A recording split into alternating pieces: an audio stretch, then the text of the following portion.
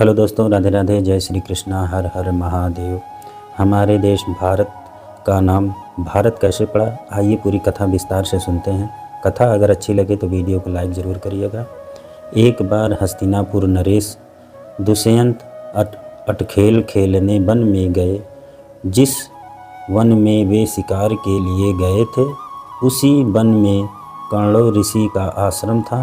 कण्व ऋषि के दर्शन करने के लिए महाराज दुष्यंत उनके आश्रम पहुंच गए। पुकार लगाने पर एक अति लवणमयी कन्या ने आश्रम से निकलकर कहा, हे राजन, महर्षि तो तीर्थ यात्रा पर गए हैं, किंतु आपका इस आश्रम में स्वागत है।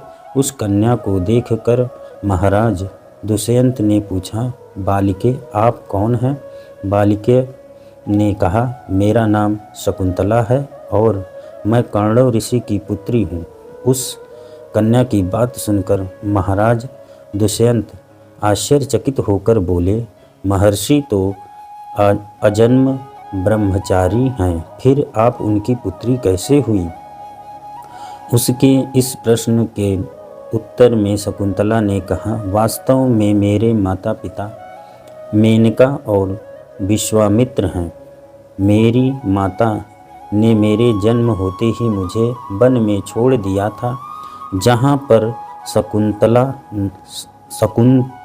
नामक पक्षी ने मेरी रक्षा की, इसीलिए मेरा नाम शकुंतला पड़ा। उसके बाद कण्व ऋषि की दृष्टि मुझ पर पड़ी और वे मुझे अपने आश्रम में ले आए। उन्होंने मेरा भरण पोषण किया। जन्म देने वाला, पोषण करने वाला तथा अन्न देने वाला, ये तीनों ही पिता कहे जाते हैं। इस प्रकार कण्व ऋषि मेरे पिता हुए। शकुंतला के वचन को सुनकर महाराज दुष्यंत ने कहा, शकुंतले, तुम क्षत्रिय कन्या हो। तुम्हारे सौंदर्य को देखकर मैं अपना हृदय तुम्हें अर्पित कर रहा हूँ। यदि तुम्हें किसी प्रकार की आपत्ति न हो तो मैं तुमसे विवाह करना चाहता हूँ। शकुंतला भी महाराज दुष्यंत पर मोहित हो चुकी थी। अंत उसने अपनी स्वीकृति प्रदान कर दी। दोनों ने गंधर्व विवाह कर लिया। कुछ काल महाराज दुष्यंत ने शकुंतला के साथ विहार करते हुए वे वन में ही व्यतीत किए। फिर एक दिन वे शकुंतला से बोले, प्रियतमे, मुझे अब अपना राज्य कार्य देखने के लिए हस्तिनापुर प्रस्थान करना होगा। महर्षि कण्व के तीर्थ यात्रा से लौट आने पर मैं तुम्हें यहाँ से विदा कराकर अपने राज्य भवन ले जाऊँगा। इतना कहकर महाराज ने शकुंतला को अपने प्रेम के प्रतीक के रूप में अपनी स्वर्ण मुद्रिका दी और हस्तिनापुर चले गए। एक दिन उनके आश्रम में दुर्वासा ऋषि पधारे। महाराज दुष्यंत के विरह में लीन होने के कारण शकुंतला को उनके आगमन का ज्ञान भी नहीं हुआ और उसने दुर्वासा ऋषि का यथोचित स्वागत सत्कार नहीं किया। दुर्वासा ऋषि ने इसे अपना अपमान समझा और क्रोधित होकर बोले, बालिके, मैं तुम्हें श्राप देता हूँ कि जिस किसी के ध्यान में लीन होकर तूने मेरा निरादर किया है वह तुझे भूल जाएगा। दुर्वासा ऋषि के शाप को सुनकर शकुंतला का ध्यान टूटा और वह उनके चरण में गिर पड़ी। क्षमा प्रार्थना करने लगी। शकुंतला के क्षमा प्रार्थना से द्रवित होकर दुर्वासा ऋषि ने कहा, अच्छा, यदि तेरे पास उसका कोई प्रेम चिन्ह होगा तो उस चिन्ह को देखकर उसे तेरी स्मृति हो जाएगी। महाराज दुष्यंत के सहवास से शकुंतला गर्भवती हो गई थी। कुछ काल पश्चात कण्व ऋषि तीर्थ यात्रा से लौटे। तब शकुंतला ने उन्हें महाराज दुष्यंत के साथ अपने गंधर्व विवाह के विषय में बताया। इस पर महर्षि कण्व ने कहा, पुत्री विवाहित कन्या का पिता के घर में रहना उचित नहीं है, अतः तेरे पति का घर ही तेरा घर है। इतना कहकर महर्षि ने शकुंतला को अपने शिष्यों के साथ हस्तिनापुर भिजवा दिया। मार्ग में एक सरोवर में अचम्मन करते समय महाराज दुष्यंत की दी हुई शकुंतला की अंगूठी, जो कि प्रेम चिन्ह थी, सरोवर में ही गिर गई। उस अंगूठी को एक मछली निगल गई।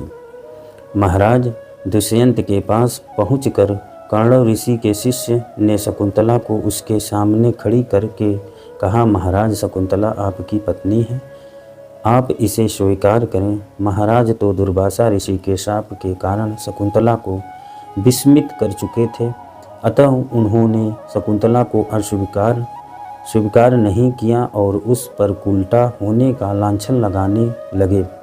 शकुंतला का अपमान होते ही आकाश में जोरों की बिजली कड़क उठी और सबके सामने उसकी माता मेनका उसे उठा ले गई। जिस मछली ने शकुंतला की अंगूठी को निगल लिया था, एक दिन वह एक मछुआरे के जाल में आ फंसी।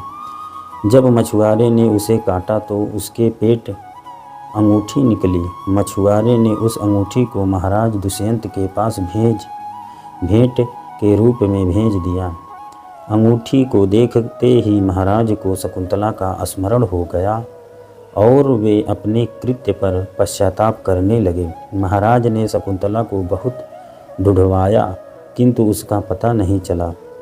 कुछ दिन के बाद देवराज इंद्र के निमंत्रण पाकर देवासुर संग्राम में उनकी सहायता करने के लिए महाराज दुष्यंत इंद्र की नगरी अमरावती गए। संग्राम में विजय प्राप्त करने के पश्चात जब वे आकाश मार्ग से हस्तिनापुर लौट रहे थे तो मार्ग में उन्हें कश्यप ऋषि का आश्रम दृष्टिगत हुआ। उनके दर्शन के लिए वे वहां रुक गए। आश्रम में एक सुंदर बालक एक भयंकर सिंह के साथ खेल रहा था। मेनका ने शकुंतला को कश्यप ऋषि के पास लाकर छोड़ा था तथा वह बालक शकुंतला का ही पुत्र था। उस बालक को देखकर महाराज के हृदय में प्रेम की भावना उमड़ पड़ी। वे उसे गोद में उठाने के लिए आगे बढ़े तो शकुंतला की सखी चिल्ला उठी, हे भद्र पुरुष, आप इस बालक को न छुएं, अन्यथा उसकी भुजा में बांधा काला डोरा सांप बनकर आपको डस लेगा। यह सुनकर भी दुष्यंत स्वयं को न रोक सके और बालक को गोद में उठा लिया। अब सखी ने आश्चर्य से देखा कि बालक की भुजा में बांधा गया गांडा पृथ्वी पर गिर गया है। सखी को ज्ञान था कि बालक को जब कभी भी उसका पिता अपने गोद में लेगा वह काला डोर पृथ्वी पर गिर जाएगा। सखी ने प्रसन्न होकर स्मरण वृत्तांत शकुंतला को सुनाया। शकुंतला महाराज दुष्यंत के पास आई। महाराज ने शकुंतला को पहचान लिया। उन्होंने अपने कृत्य के लिए शकुंतला से क्षमा प्रार्थना किया और कश्यप ऋषि की आज्ञा लेकर उसे अपने पुत्र सहित अपने साथ हस्तिनापुर ले गए। महाराज दुष्यंत और शकुंतला के उस पुत्र का नाम भरत था। बाद में वे भरत महान प्रतापी सम्राट बने और उन्हीं के नाम पर हमारे देश का नाम भारतवर्ष हुआ। कथा यहाँ समाप्त होती है। हर हर महादेव।